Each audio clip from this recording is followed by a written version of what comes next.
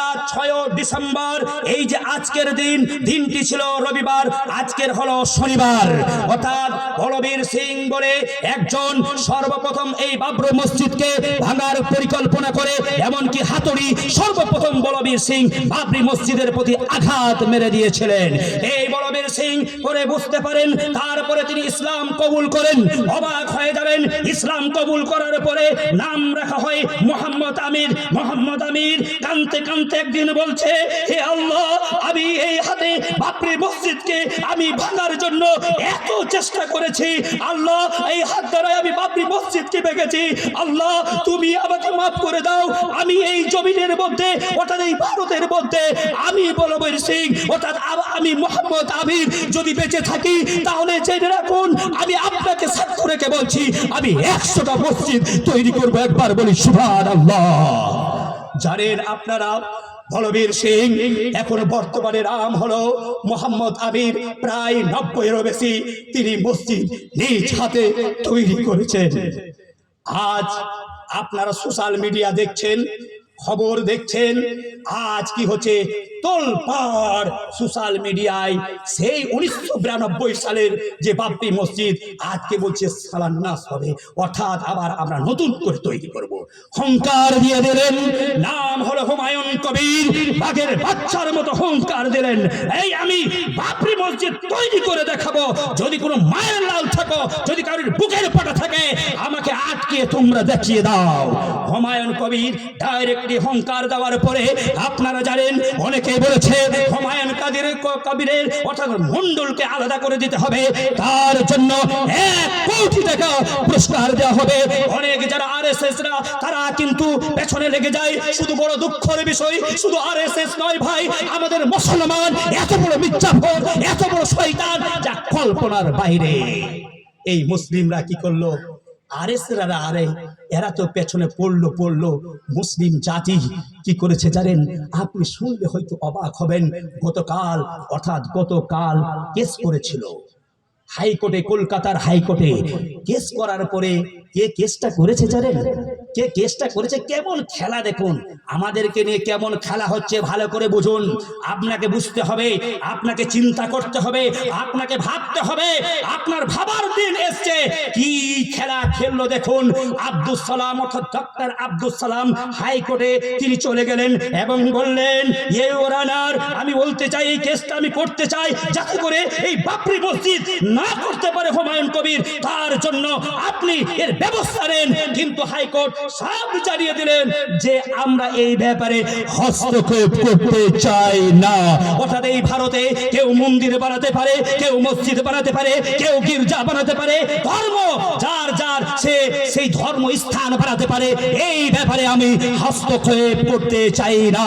আমরা তখন আমি সঙ্গে সঙ্গে বলেছি, ওয়াকুল জাল হক ওয়া যাহাকাল বাতিল ইন্নাল বাতিল কানা যাহুকা, সত্য আসিবে, মিথ্যা বিলুপ্ত হবে, সত্যের জয় হবে ইনশাআল্লাহ। কিন্তু কেস করতে গেল কে? আব্দুস সালাম, ডক্টর আব্দুস সালাম ছিল কে? আমার জাতি ভাই মুসলিম, অন্য ধর্মের মানুষরা প্রথমে যায়নি। আবার শুনবেন, যখন বাবরি মসজিদ যখন তৈরি করব বলল হুমায়ুন কবির, সঙ্গে সঙ্গে আপনারা জানেন 4 ডিসেম্বর মুর্শিদাবাদে আমাদের মাননীয় মুখ্যমন্ত্রী তিনি চলে এসেছিলেন। তারপরে ঠিক দেখছে ফিরহাদ হাকিম, আরে কেমন চাল দেখুন, কেমন মজার কাহিনী শুনুন। কে মুসলমান কেস করবে কোথায়? বাবরি মসজিদের জন্য মুসলিমরা কেস করতে যাবে, আর সাসপেন্ডেড অর্থাৎ তাকে দল থেকে বাতিলের ঘোষণা কে দেবে?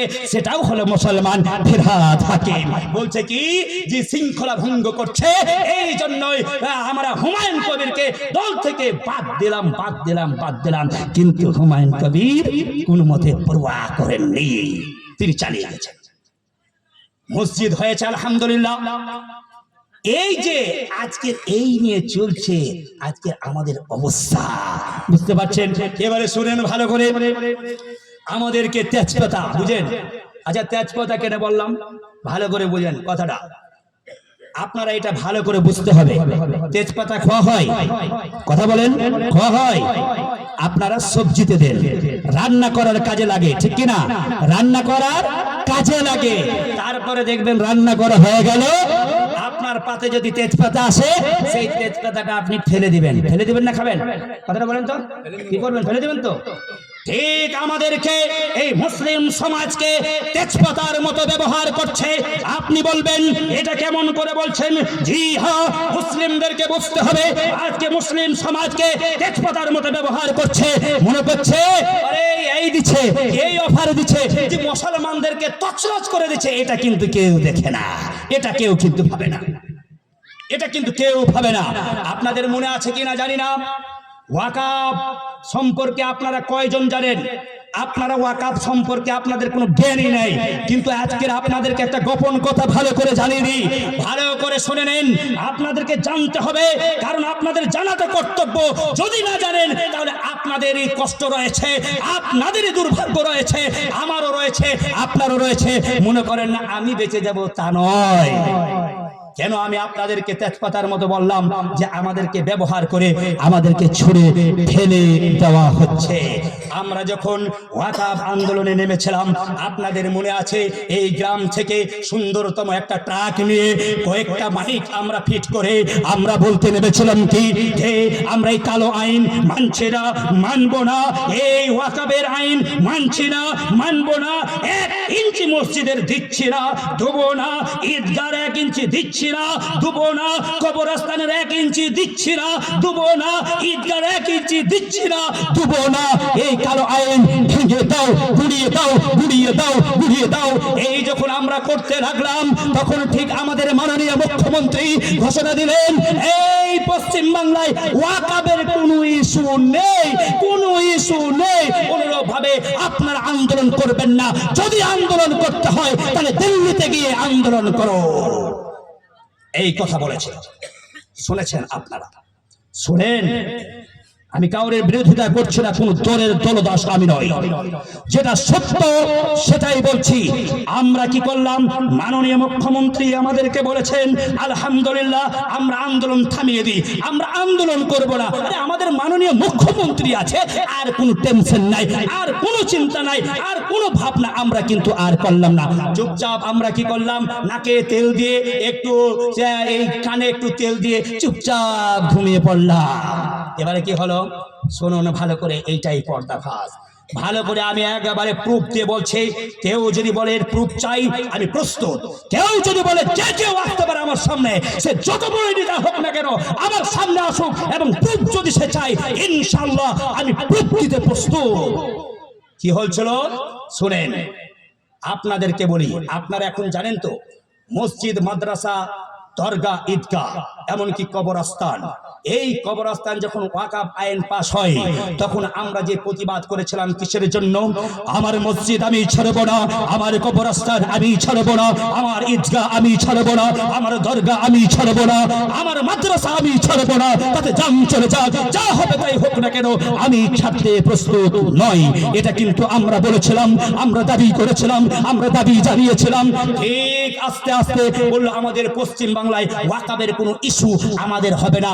আমি যতদিন আছি ওয়াকাফের আইন লাগু হতে দেব না, পাস করতে দেব না। বেশ ঠিক আছে। 5 মাস পূর্বে, ভালো করে শুনে নেন, 5 মাস পূর্বে আমরা তো এই হালে জানলাম। 5 মাস পূর্বে বলে দেওয়া হয়েছে ওয়াকাফের যতগুলো সম্পত্তি রয়েছে সেই ওয়াকাফ সম্পত্তিগুলো যেন অবশ্যই অবশ্যই তাড়াতাড়ি ওয়াকাফ সম্পত্তিতে আপলোড করে দেওয়া হয়, অর্থাৎ উম্মিদ কোটাতে যেন আপলোড করা হয়। আমরা কিছুই জানছি না, ঘুমাচ্ছি। আমাদের মাননীয় আছে, কোনো টেনশন নাই। ঠিক যখন এটা খবরটা আর ভাইরাল হলো না, মানে কেউ জানতে পারলো না, যখন জেনে রাখবেন এটা হলো কত 6 ডিসেম্বর। এটা কত তারিখ বলেন? কত তারিখ? এটা কথা বলেন না, আজকের 6 ডিসেম্বর।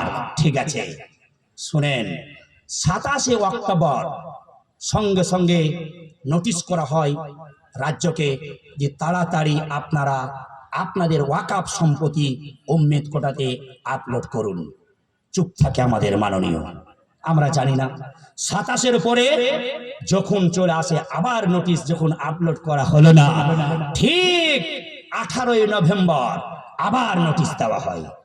5 ডিসেম্বরের আগে উম্মেদ কোটাতে তাড়াতাড়ি ওয়াকফ সম্পত্তি তোমাদের আপলোড করো। আমরা খবর পেলাম না।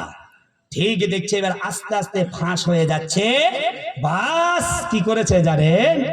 26 নভেম্বর বলছে আপনারা তাড়াতাড়ি ওয়াকফ সম্পত্তিগুলো উম্মেদ কোটাতে আপলোড করুন। আমরা পেতাম 1 মাস সময়, ধীরে সুস্থে আস্তে আস্তে আস্তে আস্তে আমরা আপলোড করতে পারতাম, কিন্তু আমাদেরকে সময় দেওয়া হলো মাত্র এদিকে 4/9 দিন। পরে জানতে পারলাম মানুষ তো বুঝে না কোনগুলো কোন উম্মেদ কোটা কোথায় ওয়াকাবে আমাদেরকে দিতে হবে, মানুষ বুঝে না। আপনাদের এই ভুলাগড়িয়ার কথা বলছি, আপনি এই মসজিদের কমিটিদেরকে জিজ্ঞেস করবেন। আমি মসজিদের কমিটিকে বলছি, জি আপনারা শুনেছেন আপনাদের ওয়াকফ সম্পত্তিগুলো আপনাদেরকে আপলোড করতে হবে? বলছেন না, এগুলো আমাদের আপলোড করতে হবে না। বললাম আপনি খবর নেন। সিউড়িতে পাঠানো হলো, সিউড়িতে দেখলো, হ্যাঁ খুঁজে খুঁজে দেখতে দেখতে আমাদের জামে মসজিদ, ভোলাগড়ের জামে মসজিদ এবং প্রায় 12 বিঘের মতন সম্পত্তি ওয়াকফ রয়েছে। ওনারা জানিয়ে দিল 5 ডিসেম্বরের মধ্যে তোমাকে উম্মেদ কোটাতে এই ওয়াকফ সম্পত্তি আপলোড করতে হবে। তারপরে আমাদের আলহামদুলিল্লাহ শেষ দিনে আমাদের কি হয়, সুন্দরভাবে আমাদের এই ওয়াকফ সম্পত্তিটা আপলোড করা হয়। আর বাইরে যারা রয়েছেন ভালো করে শুনে নেন, যাদের এখনো পর্যন্ত উম্মেদ কোটাতে এখনো আপলোড করেন নাই, রেজিস্টার যদি না আসে আপনাদেরকে অতি সত্বর রেজিস্টার করতে হবে। না হয়তো জেনে রাখবেন আপনার মা, আপনার বোন, আপনার ভাই কবরস্থানে একদিন দাফন হবে না। এটা লিখে রেখে দেন। এমন সময় আসবে আপনার সময় চলে যেতে পারে, কিন্তু জেনে রাখবেন আজ আমি আপনাকে বলে যাচ্ছি আপনার সময় চলে যাবে। আপনার ছেলে, আপনার নাতি, আপনার পুতিন, সেই দিন কিন্তু চোখের পানি ফেলা ছাড়া আর কিছু উপায় থাকবে না। তাহলে আমাদেরকে এইভাবে কেন খেলছেন? আমরা জেনে রাখবেন আপনাকে আমরা নিয়ে এসেছি, এই চেয়ারে বসিয়েছি আমরা, অর্থাৎ এই মুসলিম সংখ্যালঘুরা। আজ সংখ্যালঘু হয়ে গেল তেজপাতা, আজ সংখ্যালঘু হয়ে গেল আপনার আমার চোখের বাড়ি। কিসের জন্য চোখের বাড়ি হবে? আমরা যেমন আপনাকে নিয়ে এসেছি, যদি আমাদের প্রতি ঠিক মতো কাজ করে যান আবার আপনি থেকে যাবেন, আর ঠিক মতো যদি কাজ না করেন, চিটিং যদি করেন, আমরাও তার জবাব আমরাও দিতে জানি। বুঝতে পারছেন কি বললাম? তাই আমি আপনাদেরকে বলবো, আপনাদেরকে সজাগ হতে হবে, বুঝতে হবে, অবশ্যই বুঝতে হবে। যদি কেউ আমাদের হয়ে অর্থাৎ মুসলিমের জন্য, আমাদের সংখ্যালঘুর জন্য কাজ করতে চাই, আলহামদুলিল্লাহ আমরা মসনাদ বা গভীরে আমরা বসাইতেও আমাদের কষ্ট হবে না। তো আলহামদুলিল্লাহ আমি আপনাদেরকে বলছিলাম আজকের খুশির খবর।